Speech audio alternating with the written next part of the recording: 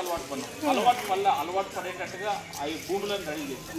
దీనివల్ల మీకు అందరికీ కూడా చాలా నష్టం జరుగుతూ ఉంది. ఈ విషయాన్ని గుర్తుపెట్టుకోండి. మీకు అందరికీ కూడా ఇంకా మరుసటి రోజు వచ్చినప్పుడు పూర్తిగా క్లుప్తంగా చెప్తాను సరేనా. మీకు అంతవరకు ఏదైనా కావాలంటే నంబర్ తీసుకోండి, నా నంబర్ తీసుకోండి. మీకు పంటలకు సంబంధించి ఏ విషయం కావాలన్నా కూడా నేను మీకు పంటలు చూసైనా కూడా ఇస్తాను. మీకు ఇవే కాకుండా మనకి ఎక్కువ పొగాకు ఒకటి నవ్వుతుంది, వేరే పంటలు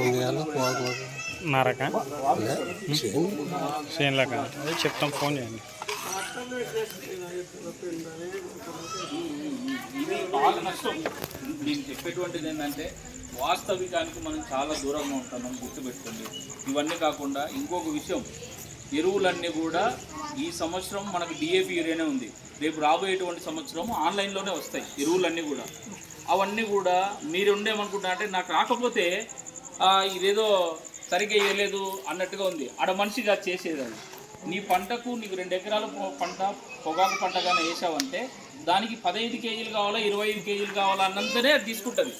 నువ్వు నేనేం చేస్తాను, నాకు ఎకరానికి 2 బస్తాలు కావాలా, ఎందుకంటే నువ్వు 10 బస్తాలు కదా పెట్టుకేది మైండ్లా. కాబట్టి అది తప్పు, ఆ లెక్క తప్పు. మీరందరూ కూడా సున్నా ఉన్నటువంటి ఎరువులు పొగాకు ఎక్కువగా వాడేటువంటి రైతులు కానీ ఉంటే సున్నా ఏదైతే మొదలై ఉంటుందో సున్నాతో ఎండ్ అవుతుందో ఆ ఎరువులను వాడొద్దండి దయచేసి. నా దగ్గర కూడా చెప్పినటువంటి విషయాన్ని అగ్రికల్చర్ ఆఫీసర్తో డిస్కషన్ చేయండి. నేను చెప్పినటువంటి పొగాకు పంటలకు సున్నా ఉన్నటువంటి ఎరువులు వాడాలన్నా వద్దనేటువంటి అగ్రికల్చర్ ఆఫీసర్తో డిస్కషన్ చేయండి. ఇంకొక షాప్ అయినతో మాట్లాడితే చెప్పలేడు అన్న, ఎందుకంటే వాళ్ళకు చెప్పడానికి వస్తుందో రాదో తెలియదు. కాబట్టి ఈ విషయాన్ని బాగా గుర్తుపెట్టుకుంది. పొగాకు రైతులందరూ కూడా ఇప్పుడు ఉండేటువంటి పరిస్థితుల్లో పెద్ద మందులు వేయడానికి పోతుంది. వాతావరణము ఇంకా మన నేల చల్లబడలేదు. చల్లబడేంత వరకు విత్తనాలకు అనువైనటువంటి స్థలం కాకపోయినప్పటికీ చాలామంది విత్తనాలు పెట్టున్నారు. పెట్టిన తర్వాత ఎవరైనా కూడా హీటా కదా 28-20 తోటి చాలా వేడా కదా, మనం సంచులు ఇంట్లో వేసుకుంటేనే ఉండలేం కదా. ఆ హీట్తోని 6 ఆకులు 4 ఆకులు ఉన్నటువంటి మొక్క ఎలా తట్టుకుంటుంది అనేటువంటి విషయాన్ని, చిన్న విషయాన్ని నేనైతే డైరెక్ట్గా మొక్కనే చెప్తాను. కొంతమంది ఎవరైనా నా దగ్గరికి వచ్చిన వాళ్ళు కానీ ఉంటే ఇవ్వనని కూడా చెప్పిందా. ఎందుకంటే తెలిసి ఎప్పుడే కానీ హాని చేయకూడదు. తెలిసి హాని చేస్తా ఉన్నామంటే అది పెద్ద నష్టం. మేము మీకు అందరికీ కూడా ఇష్టంగా చెప్పేది మనకు నచ్చినటువంటి ఎరువులు కొనడం మానేసి పంటకి ఏం కావాలో అది కొనండి. అప్పుడు మాత్రమే మనకు పంట దిగుబడులు వస్తాయి. మీరు నాకు ఈ ఊరు గురించి కొంతమంది ఇంకా చెప్తారు ఇరేంది విపరీతంగా వాడతారని. ఇరేంది ఈ సంవత్సరం మీరు కొనకండి. ఇరేంది తీసుకొచ్చినటువంటి ముఖ్యమైన ఉద్దేశం ఏంటంటే సెప్టెంబర్లో మనకు వర్షాలు పడేటివంటి కాదు. మనకు జూలై, ఆగస్టు, సెప్టెంబర్లో బాగా మంచి వర్షాలు పడి సెప్టెంబర్లో మనకు వర్షాలన్నీ వెళ్ళిపోతూ ఉంటే పూత సట్ట స్టేజ్లో ఉంటూ ఉండాలి. అప్పుడు వర్షాలు పడకపోతే ఏమవుతా ఉంటే చెత్తలు పడుతూ ఉండే మొక్క. చెత్తలు పడినప్పుడు స్పీడ్ గ్రోతింగ్ రావడానికి 20-20-0-13 వేస్తే రాదు.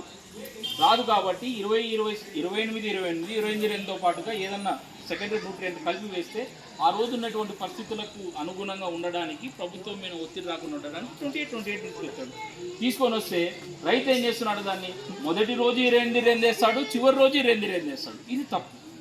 నిజమా కదా? చిన్న పిల్లోడు కూడా ఒక బస్తా ఎత్తి పంపిస్తే వాడు ఉరకగలుగుతాడా? సెప్టెంబర్లోనే కదా మీరు ఎప్పుడో 2వ తూరో 3వ తూరో నేను చెప్పినటువంటి విషయం బాగా అర్థమైంది కదా. 28 ఎప్పుడు కొనుగోలు చేసేటోళ్ళం లాస్ట్లోనే కదా. కానీ ఇప్పుడు ఎవరన్నా అలా కొనుగోలు చేస్తున్నారు ఫస్టే. ఎందుకంటే నీకు నాకు అంత ఓపిక లేదు, ఇచ్చేవాడికి అంత ఓపిక లేదు, కొనేటానికి అంత ఓపిక లేదు.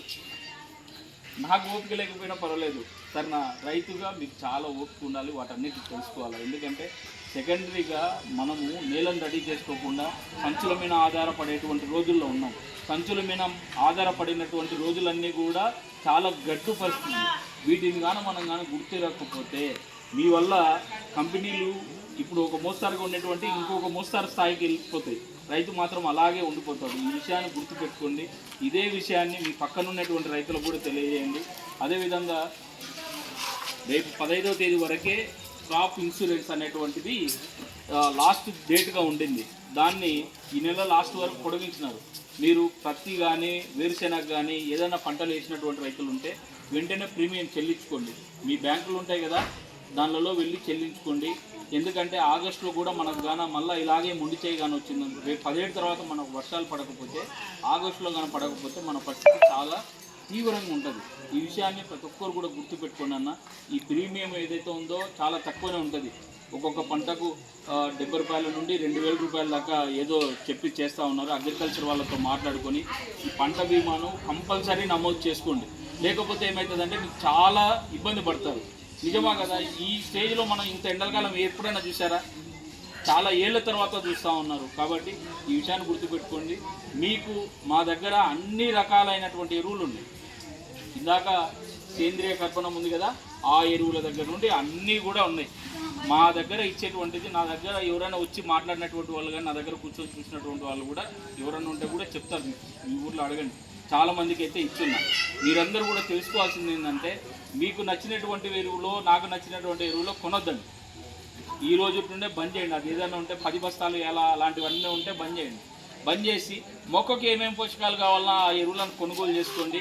మంచి దిగుబడి తెచ్చుకోండి. తక్కువ పెట్టుబడితోని తక్కువ ఇది అవుతుంది. సరే, ఈరోజు 2000 రూపాయలు ఉంది. పెట్రోల్ ధరలన్నీ కూడా 5 రూపాయలు తగ్గాయి. ఇంకొక నెలకు, ఇంకొక నెల 15 రోజులకు ఇంకొక 100నో 150 రూపాయలు తగ్గొచ్చేమో. అంతవరకు వెయిట్ చేయండి. ఏ పూటకు ఎంత కావాలనేటువంటి ఎరువులు మాత్రమే కొనుగోలు చేసుకోండి. సరేనా? ఇవే కాకుండా మీరు వేసేటువంటి ఏ పంట కానీ, టమాటా కానీ, వంకాయ కానీ, ఏ కూరగాయ పంటలు వేసినా, హార్టికల్చర్ క్రాప్స్ వేసినా కూడా నన్ను అడిగితే నేను కానీ మీకు అందుబాటులో ఉన్నా అంటే ఆ పూటకు అప్పుడే చెప్తా. లేదనంటే 1 గంట తర్వాత నేను కాల్ బ్యాక్ చేసి చెప్తా. మీకు ఈ పంటల గురించి ఎలాంటి సందేహాలు అక్కర్లేదు. సరేనా? నేను 2 విషయాలు మీకు బాగా గుర్తుపెట్టుకోండి. మా దగ్గరే కొనమని అయితే మీకైతే చెప్పను. సరేనా? మీకు కావాల్సినటువంటివి నేను చెప్పినటువంటివి ఎక్కడైనా దొరుకుతాయి. నేను ఎందుకంటే సపరేట్గా ఏ ఉపగ్రహం నుండి తీసుకొచ్చి మేము అమ్మట్లా. అందరి దగ్గర ఉండేటువంటివే మేము కూడా చెప్పేటువంటి అవన్నీ చోట్ల అవైలబుల్గా ఉంటాయి.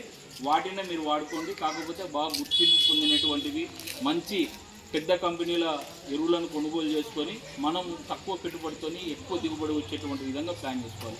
లేకపోతే ఇప్పుడున్నటువంటి పరిస్థితులకు ఇంకా 2 ఇంతలు రావచ్చు. అవును కదా? ఈరోజు వర్షాలు పడకపోవడానికి కారణం ఏంటి? అత్యధికంగా ఉష్ణోగ్రతలు నమోదు కావడమే కదా పోయిన సంవత్సరం ఈ ఎండల కాలం. కాబట్టి ఇలాగే విపరీతమైన వేడి ఇంకా ఎక్కువ పెరిగిందంటే వర్షాకాలం తగ్గుతూ ఉందా పెరుగుతూ ఉందా? నేను దాదాపు 6:30 అయింది. 6:30 అప్పుడు కూడా విపరీతంగా ఎప్పుడు చీకటి పడుతుంది అనిపించింది వచ్చేటప్పుడు. నిజమా కదా?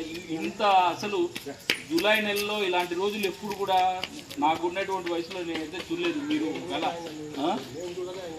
మీరు కూడా చూడలేదా? జూలై నెలలో ఇలాంటి పరిస్థితి నేను ఎప్పుడు చూడలేదు, ఇంత ఎండలు అనేటువంటివి.